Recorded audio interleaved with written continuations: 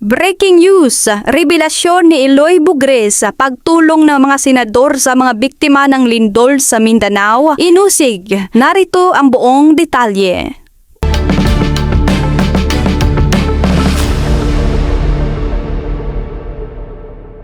Humani ng samot-saring reaksyon mula sa publiko at social media ang kontrobersyal na pahayag ni Eloy Bugres kaugnay ng isinagawang relief operation ng ilang prominenteng mambabatas at personalidad para sa mga biktima ng malakas na lindol sa Mindanao. Sa isang viral video, tahasang pinuna ni Bugres ang pagtutulungan ni na Senators Rapi Tulfo, Erwin Tulfo, Win Gatchalian, JB Ejercito at Mig Zuberi. Ayon kay Bugres, hindi umano nararapat na ipangalandakan ang ambag-ambaga na tulong ng mga nabanggit na opisyal na aniya ay tila isang palabas lamang sa gitna ng matinding trahedyang kinakaharap ng mga residente sa Mindanao. Binigyang diin ni Bugres na bilang mga mambabatas, mayroong silang sapat na pundo at kapangyarihan upang maglaan ng mas malaking tulong mula sa kaban ng bayan na sa halip mag-ambag-ambagan o mag-ipon-ipon ng personal na pera para sa mga biktima. Sa kabilang banda, ang grupong kinabibilangan ni na Rafi, Erwin Tulfo,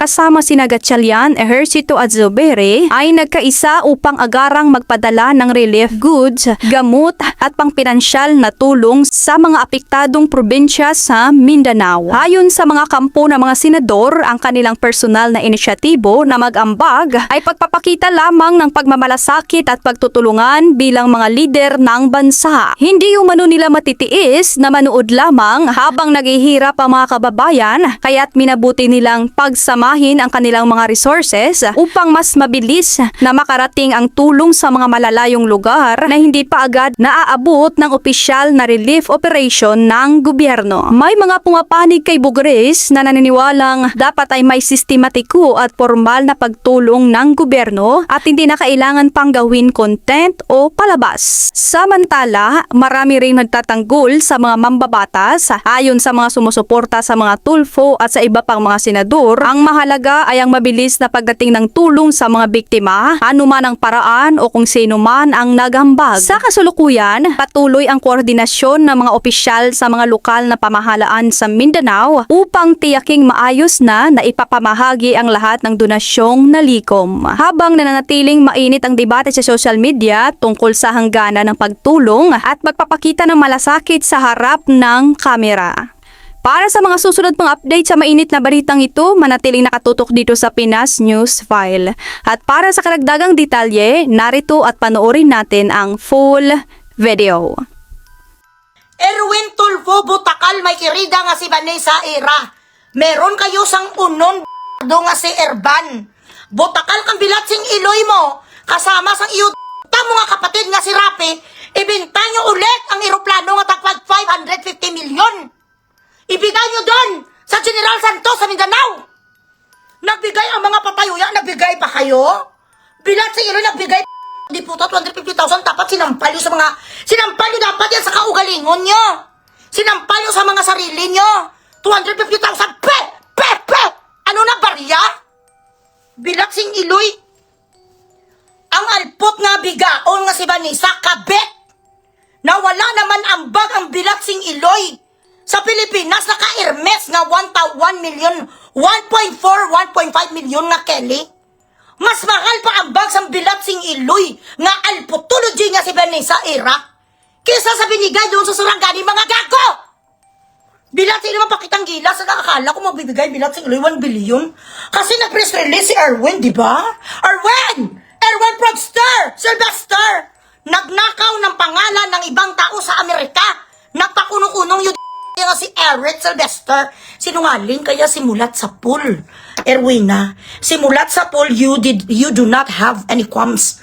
Your lips lie through and through, wala kang pakialam.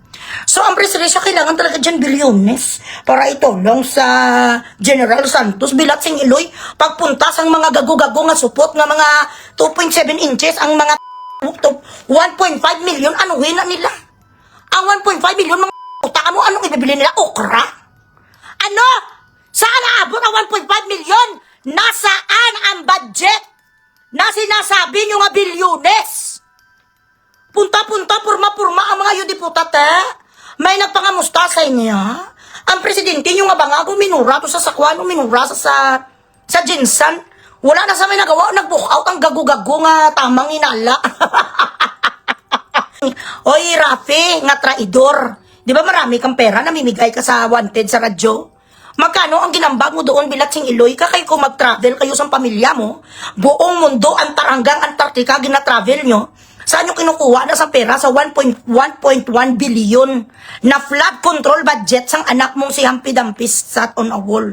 Correct? Titak sana kahit tunga malang na 500 million, ibalik mo to sa mga taga General Santos. Oh. Mga nawalan sang tubig, nawalan sang kuryente, nawala sang kanilang mga kubo. Anong ginagawa mo? Kakapurma-purma ka ngayon? Wala ka naman palang binatbat! Puro ka kwento! Doon ka lang magandang yung ka sa mga nag-a-isprekitek, nga mga mag-asawa, nga mga gunggong din, nga nagapapicture sa wanted sa radyo ka. Sa totoo nga sa kuna, wala ka rin pala magawang diputa ka, puro ka press release. Ang pera ng bayan, bilatsing Iloy nyo, ibutang nyo to ho sa Mindanao. Dahil sila ngayon doon gutom, nawasak ang buong General Santos. Istariray ang mga yudi lakad-lakad, ang gagu-gagu nga ilusyonado. Alam mo, ikaw, Win Gatchalian, numero 1 ka ilusyonadong puta ka, baby ka pa. Diyan sa Senada, wala ka pa sang may natutunan, bilatsing Iloy mo, hindi mo naramdaman nga ginagamit ka lang nila Satanas. Sinong nagsabi sa'yo? May mga drama na saya. Ano yung sinasabi nila nga? Acting Senate President, kailan nagkaroon? Sang acting Senate President, abisyuso, chinsanso. Hindi ka ganing puta ganito, totoo nga Pilipino kang sapat ka. Bilat sing Iloy, ano ang aabutin sang 1.5 million? Yung di pa, isa lang na gani kabigay sa akin, sang isa ko ka mami-mami dito, 1.5 nga ginabigay sa akin dito, worth sang mga alahas, tapos ibigay nyo sa Sarangani. Anong nasa tanas ang 1.5? Lugaw? Aros kaldo lang na nga may paras. Bilat sing Iloy nyo kag aros kaldo nga may paras kag kalamay hati. Yun ang mabigay doon sa tagarasal Sarangani. Di puta ka mo kag champurado. Bilat sing Iloy. Gatchalian, you don't know how it is to wake up every morning. And the only breakfast you know is poverty.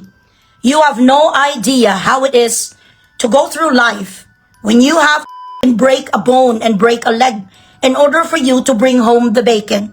Wala kang alam tungkol sa paghihirap, Gatchalian. So how can you relate? You are not relatable at all. Ambisyoso kang ka. Ano ang kakainin bilat sing Iloy sa 1.5 million sang 1,000 nga nawalan sang mga pangkabuhayan, showcase ang ka. Hangin lang na mabakal, Gatchalian. Kakain sila sa hangin, hangin tapos tubig. Kung hati-hatiin nila ang 1.5 million, ano ang mabili nila, Gatchalian, nga go? Di pa kayo grabing ginmalita sa halos 1 billion ang mga nakuha sa mga satanista. 23 trillion ang ninakaw nyo, mga pot nga mga gago nga hindi marunong magtot. Sabi sa inyo nga mga kirida, sabi sa isa ka babae nga tinikman ni Erwin kag ni Rafi, hindi kayo marunong mag-ayo daw. Mga gago daw kayo sa kama, bilat sing Iloy nyo, wala naman pala kayong mga talent. Ang mga babae lang ang gaupo sa kanilang mga liliit, tapos amo lang nag-aayod-ayod, pero kayo, hindi sila guys marunong itong magkapatid ni, puro lang ni sila mga charito sulis. Tapos maliliit pa ang mga bilat sing Iloy, ang malaki daw si Chis. May nagsabi sa akin, oo mga marites, ang malaki daw kag may bulita si Chis Escudero. Yun ang sabi sa akin sa mga nakatikim sa kanya. Okay lang naman na noon kasi binata, so wala pa naman to si Hart sa kanyang buhay. Kaya siguro si Hart Evangelista na love na rin siya. Hindi na rin siya ni Hart may iwan-iwanan kasi malaki daw ang niya, 1, 2, 3, may sasampalin ka pa.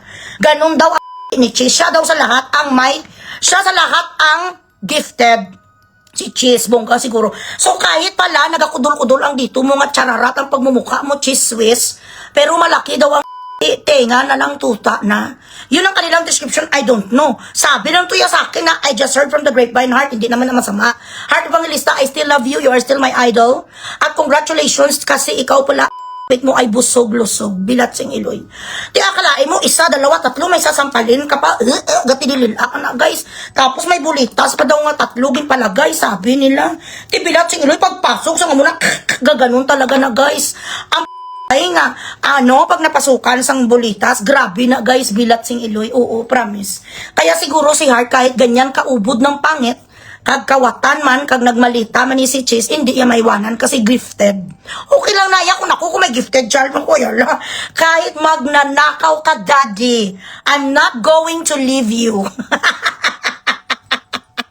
Kapag mga ganon ang mga sa lalaki, nga mga isa, dalawa, tatlo, may sasampalin ka pa, tapos kapag nagpasok mo, nakakakanta ka, asere, asere, ganon.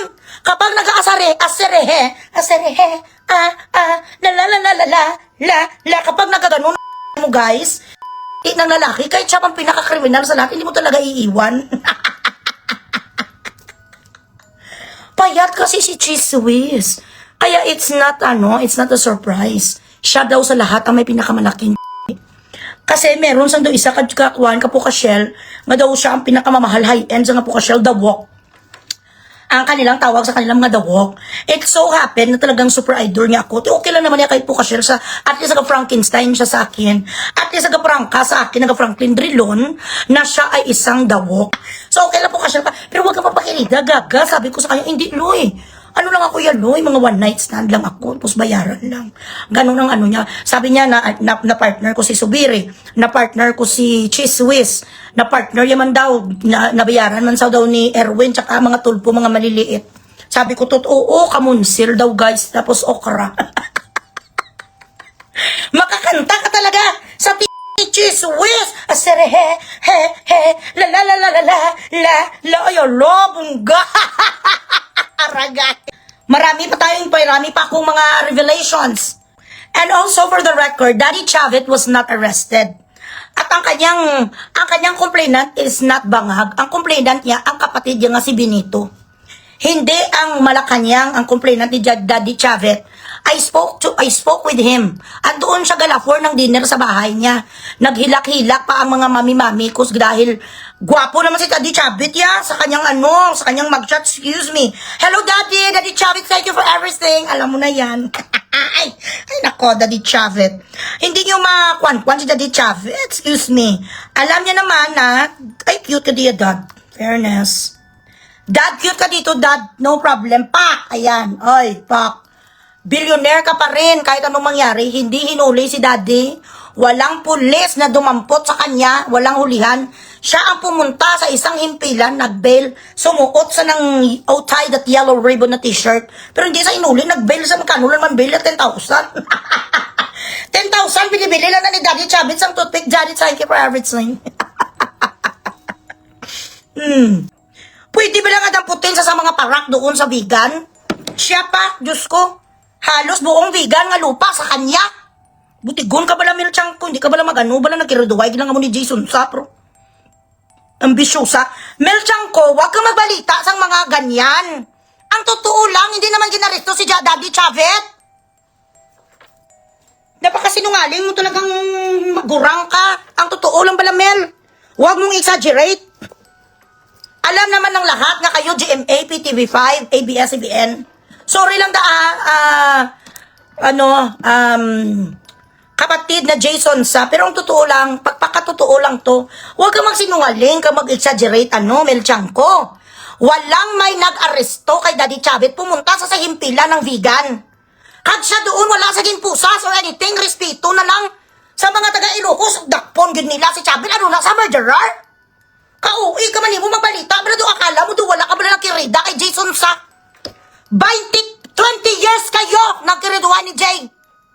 Akala mo kung sino ka naman nga kuwan ka. Akala mo kung sino ka nga Mama Mary. Ang tama lang, Mel. Huwag ka mag-exaggerate. Pariyo kayo ni Jessica Suho nga mga bastos. Mga taga-GMA, mga bayaran kayo ngayon, wala na kayo kredibilidad. Mga puro, ikaw matanda ka na, retire ka na. Ay, ang buta, nag-retire si Jason San, dyan ka pa, palitan ka na ni palitan ka na dasang iba nga mga host, kabutigon si mo. Hindi totoo nga ginaresto si Daddy Chavit. Na-cancel na naman ngayon, na-dismiss ang ill-gotten wealth nga kaso. Sa mga Marcos, hindi kayo gani kasigaw bilat sing ilo yung mga kakamping, kag mga otay, the yellow ribbon round the old oak tree. Sino ang nakaupo sa pwesto nga may access sa kaban ng bayan? Si Sarah. Saan si Sarah kukuha sa pambayad sa amin? Garenta nga lang siya ng bahay sa Manila, mamayad pa sa. Ay, Diyos ko. Love lang niya, kag support sa kanya, why ni bayad?